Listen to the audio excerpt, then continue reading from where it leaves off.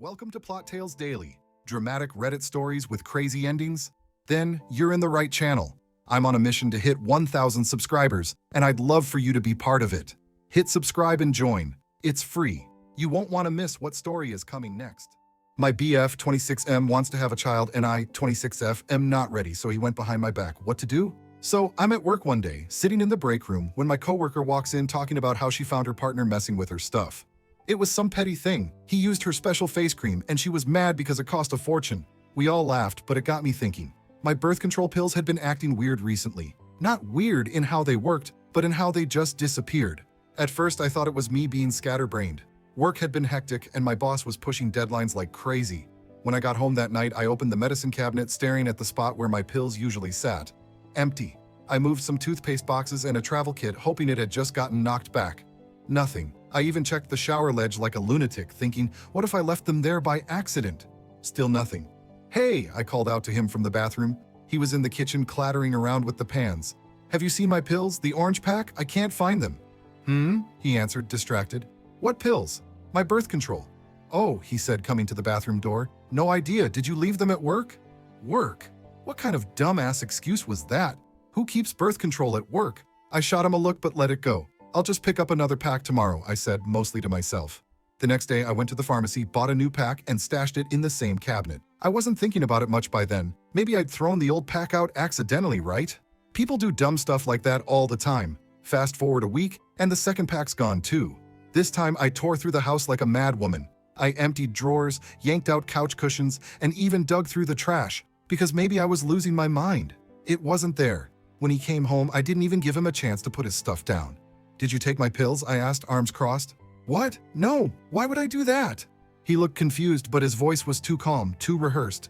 "Then where the hell are they? 2 packs don't just vanish." He shrugged, walking past me to put his bag on the kitchen counter. "You probably misplaced them. Didn't you say you've been stressed at work? Maybe you threw them out without realizing it." This wasn't some pair of sunglasses or a spare pen. Birth control is the kind of thing you notice when it's gone. Still, I didn't want to escalate things over something I couldn't prove yet.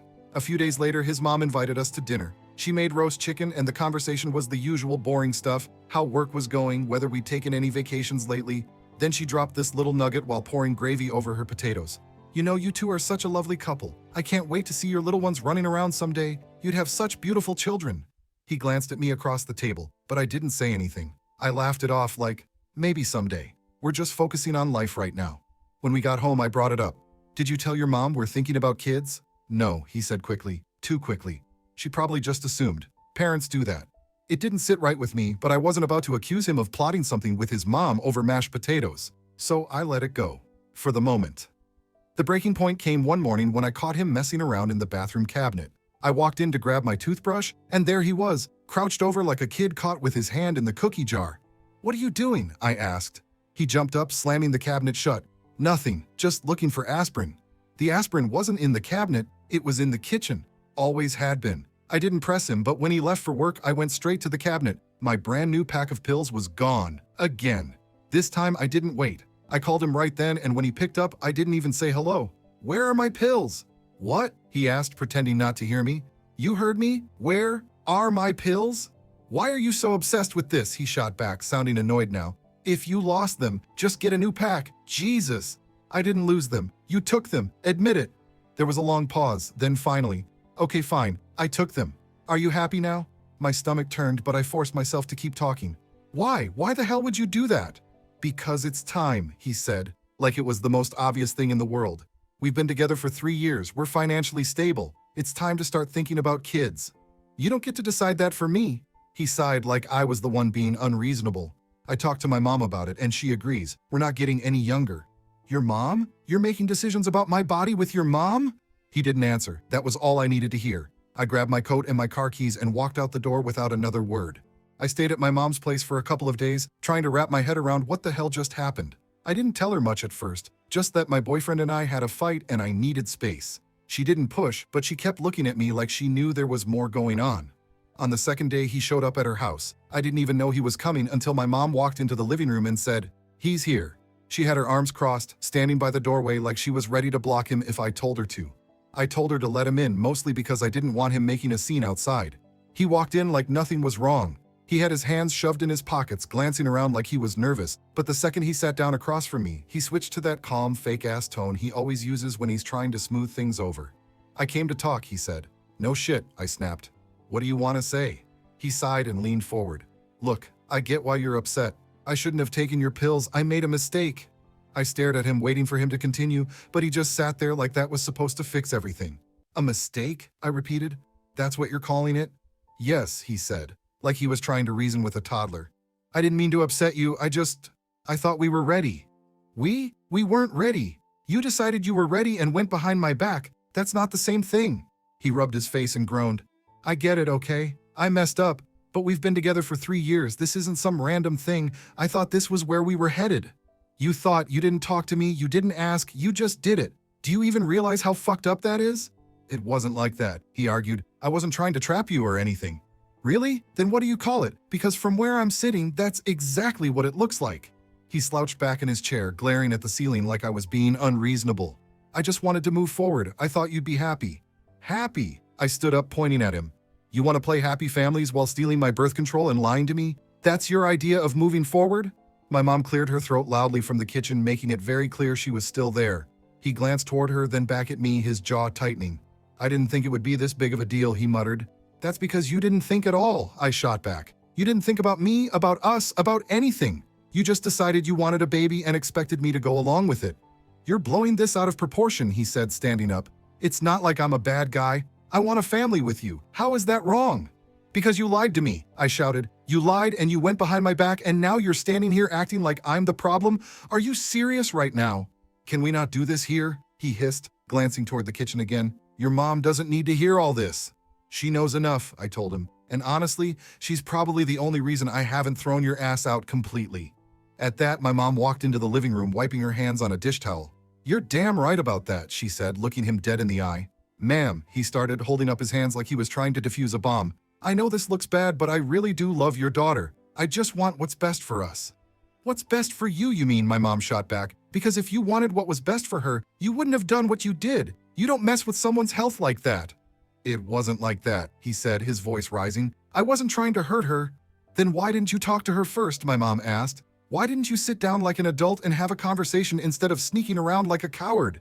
He opened his mouth, but no words came out. He looked at me, then back at her, then at the floor. "Can we just talk alone for a minute?" he finally asked, looking at me. I crossed my arms. "Fine, 5 minutes." We went out to the front porch, and I leaned against the railing, giving him a look that said, "Well?" "I'm sorry," he said again, softer this time. "I really didn't mean to hurt you. I just thought, I don't know, I thought if I showed you we could handle it, you'd see it's not that scary." "It's not about being scared," I said. "It's about trust. You broke it. How am I supposed to trust you after this?" "I'll do whatever it takes," he said quickly. "I'll buy new pills. I'll never bring it up again. It's not just about the pills," I interrupted. "It's about what you did. You went behind my back. You lied. You made decisions about my body without even asking me. How do I know you won't do something like this again?" "I won't," he said, stepping closer. "I swear I won't. Please, just give me another chance." I didn't answer. I just turned and went back inside, leaving him standing on the porch. The morning after our argument on the porch, my mom and I were having breakfast when her phone rang. She glanced at the screen, sighed, and answered. I was pouring cereal, not really paying attention until I heard her say, "Oh, hi, it's you." Her voice got that tight edge it always does when she's trying not to lose her temper. I froze, bowl in hand, as she waved me off and walked to the other side of the kitchen. I couldn't hear every word, but it was clear who it was. His mom. "I think you should talk to your son about that," my mom said, her back to me. There was a long pause, then a sharp, "No, I'm not getting in the middle of this." She hung up a few minutes later and turned to me, crossing her arms. That was his mother. She wanted to know why you're overreacting and making such a big deal out of nothing. I set my bowl down and stared at her. "What did you say?" I told her it's not my place to explain anything, and if she's so concerned, she can deal with him directly. I was about to thank her when her phone buzzed again. She glanced at it, then handed it to me. "Now she wants to talk to you." I took the phone reluctantly and put it to my ear. "Hello? Oh, sweetheart." His mom's voice was dripping with fake concern.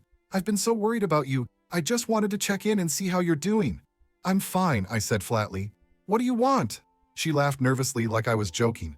"I just think this whole situation has been blown way out of proportion. You and boyfriend are such a strong couple. I hate to see this little misunderstanding causing so much trouble." "Misunderstanding?" I repeated. "He stole my birth control and lied to me. That's not a misunderstanding." "Well, maybe he didn't go about it the right way, but his heart was in the right place. He loves you and he just wants to start a family. Is that so terrible? Yes, it is when he makes that decision without me, I snapped. You don't get to make excuses for him. She sighed, and I could almost picture her shaking her head in that patronizing way she always did. I understand you're upset, but you have to remember, men aren't always the best at expressing their feelings. Sometimes they act impulsively. You need to be patient with him. I'm done being patient, I said. If he wanted to start a family, he should have talked to me, not stolen my pills and lied about it. That's not impulsive, that's manipulative. Oh, honey, don't say that, she said, her tone shifting to something sharper. You're making it sound so much worse than it is. He just wants to make you happy. If you think lying and going behind my back is supposed to make me happy, then I don't know what to tell you. Before she could respond, I hung up and handed the phone back to my mom. I thought that was the end of it, but later that day, my mom called me into the living room. You're not gonna like this, she said, pointing to her phone. There was a text from his mom. I know she's upset, but she'll come around. She always does. A baby is a blessing, and once she sees that, she'll thank him. She just needs some time to cool off. My mom raised an eyebrow at me. You want me to respond, or should I ignore it? Don't respond, I said. She clearly doesn't get it. The next time I heard from his mom was at the grocery store. I was in the produce aisle picking out apples when she appeared out of nowhere. Hi, dear, she said, all smiles like we were best friends. I stared at her, not even bothering to fake a smile. What do you want? Nothing, she said, waving a hand. I just thought we could talk. I know you're upset with boyfriend, but he really does love you. You know that, don't you? I put the apples down and crossed my arms. If this is about him stealing my pills, I don't want to hear it. She frowned like I'd said something offensive. You make it sound so harsh. He didn't mean any harm. He just wants to start a family with you. That's not a crime. It's not a crime, but it's sure as hell not okay, I said. And honestly, it's none of your business. It is my business when it involves my future grandchildren, she said, her voice getting sharper. I stared at her, stunned. Your future grandchildren? Are you serious right now? This isn't about you. She waved me off again like I was being dramatic. I just think you're overthinking this. You and boyfriend are such a great couple. You'd make wonderful parents. Why wait? Because I'm not ready, I snapped. And if he can't respect that, then maybe we're not as great a couple as you think. Her face fell, but she recovered quickly, putting on that fake smile again. You'll come around, she said, patting my arm. You'll see. I grabbed my cart and walked away without another word. When I got back to my mom's house and told her what happened, she just shook her head. That woman has no boundaries, she said. No kidding, I muttered.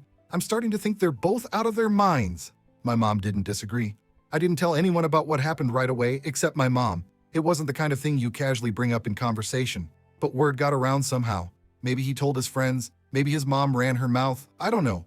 All I know is that within a week, I started getting messages from people asking what was going on. One of my friends texted me first. Hey, are you okay? I heard you and boyfriend are having issues.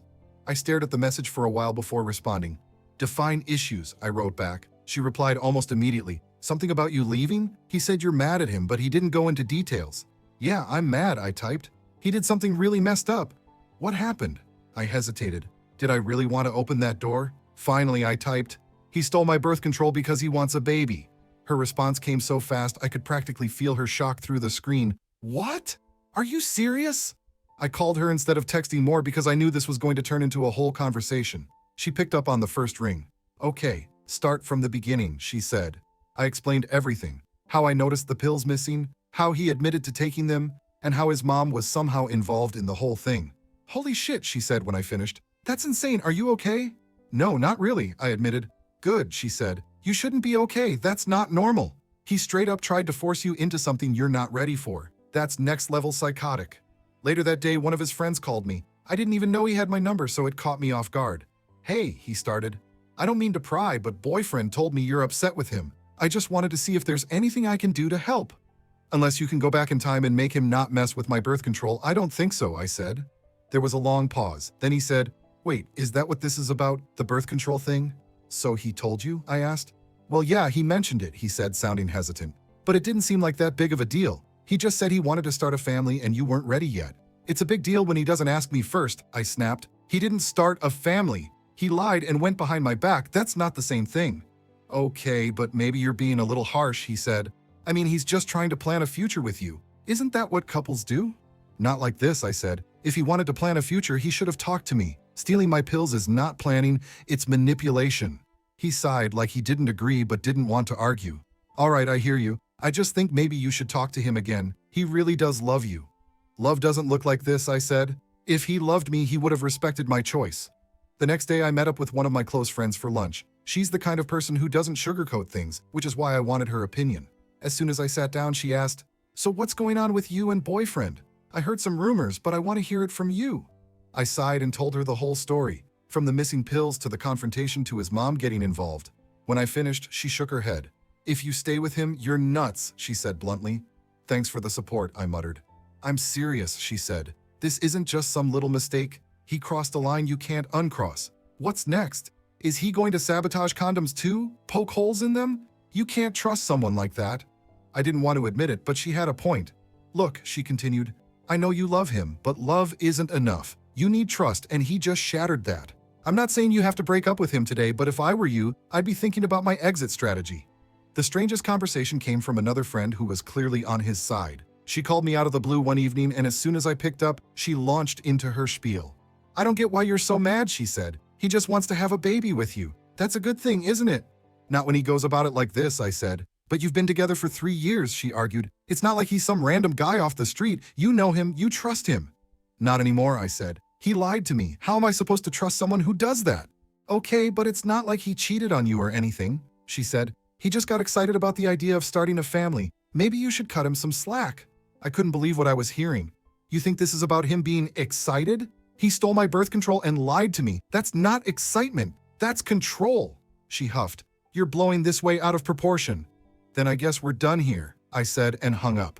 By the end of the week, it felt like everyone had an opinion. Some people thought I should leave him immediately. Others thought I was overreacting. And a few didn't know what to think but just wanted to support me. The one thing everyone agreed on was that this situation was a mess, and I had no idea how to fix it. After everything, I told him I needed space. I stayed at my mom's house, kept my phone on silent, and tried to focus on work. He left a few texts over the next couple of days, mostly apologies and the occasional "can we talk" message. I ignored them. I didn't know what to say yet, and I wasn't about to rush back into a conversation I wasn't ready to have. Then one night I got home from work, and my mom met me at the door. "He's here," she said. I groaned. "Where?" "Out back. He said he wanted to talk to you in person." I dropped my bag on the couch, took a deep breath, and headed out to the patio. He was sitting in one of the chairs, staring at his hands. When he saw me, he stood up like he was ready to deliver a speech. "Before you say anything," he started, "I just want to apologize again. I know I screwed up. I know I hurt you, and I hate that I made you feel like this." I folded my arms and stared at him. "So what do you want me to do with that? You already said sorry. It doesn't fix anything." He nodded, looking down at his shoes. "I know it doesn't fix it, but I want to make it right. I'll do whatever it takes." "Like what?" I asked. "What can you possibly do to make me forget that you lied to me and stole from me?" He flinched at the word stole. "I didn't think of it that way," he said. "Yeah, you didn't think," I cut him off. "That's the problem." "I'll go to therapy," he blurted out. "I'll do couples counseling. We don't need counseling," I said. "We need you to respect me. How do you not get that?" "I do respect you," he insisted. "No, you don't," I snapped. "If you respected me, you wouldn't have done this. You wouldn't have lied, and you wouldn't have made a decision about my body without even asking me." He ran his hands through his hair and took a step closer. "I just want us to move forward, to have a future together. I don't want to lose you over this." "You should have thought of that before you pulled this crap," I said. There was a long silence. Finally, he said, "I'll buy you new pills. I'll make sure this never happens again. Just, please come home." I shook my head. "It's not about the pills. It's about trust. How am I supposed to trust you after this?" He didn't have an answer for that. A few days later, his mom called me again. I almost didn't pick up, but I figured I might as well hear what she had to say. "I know you're upset with him," she started. "No kidding," I said. "But he's trying so hard to make it right," she went on. "Don't you think he deserves another chance?" "Why do you care so much about this?" I asked. "Because I want what's best for both of you," she said. "Bullshit," I said. "You just want grandkids." She didn't deny it. Instead, she said, "Is that so terrible? Family is everything. You'll understand that someday." "You know what?" I said. "If family is so important, maybe you should focus on yours and let me figure out mine." That weekend, I met up with a friend to talk everything over again. She asked if I was going to give him another chance. "I don't know," I admitted. "Part of me wants to, but the other part doesn't think I can get past this." "Well, think about it this way," she said. "What if this is just the first time? What if you forgive him now and then he does something worse later? Can you live with that?" It was a harsh question, but it stuck with me. He showed up one last time a week after our first conversation on the porch. This time, he didn't try to make excuses or beg. He just sat down across from me and said, "I'll wait as long as it takes. I'll prove to you that you can trust me again." "I don't know if that's possible," I said. "Please," he said, "just give me a chance. I'll do anything." I looked at him for a long time before answering. I need time, I said finally. Don't call me, don't text me, just let me think. He nodded and left without another word. I'm still at my mom's house, still trying to figure out what to do. I love him, I really do. But love isn't enough when trust is gone. Commenter 1, leave. If he could do this, what else is he capable of? Trust is gone. OP's reply, I'm starting to think the same. It's just so hard to throw away 3 years. Commenter 2, you're overreacting. He just wants a family. Talk it out. OP's reply, he already lied and stole. What's left to talk about? Commenter 3, his mom being involved is a huge red flag. She'll meddle forever. OP's reply, that's been a fear of mine for a while. This situation proved it. Commenter 4, you need to set boundaries ASAP. He crossed a major line. OP's reply, I thought we had boundaries. Apparently they mean nothing to him. Commenter 5, girl, run. There's no fixing this. OP's reply, I don't know if I'm ready for that yet, but I hear you. Thanks for watching. If you liked the story, hit subscribe. See you in the next one.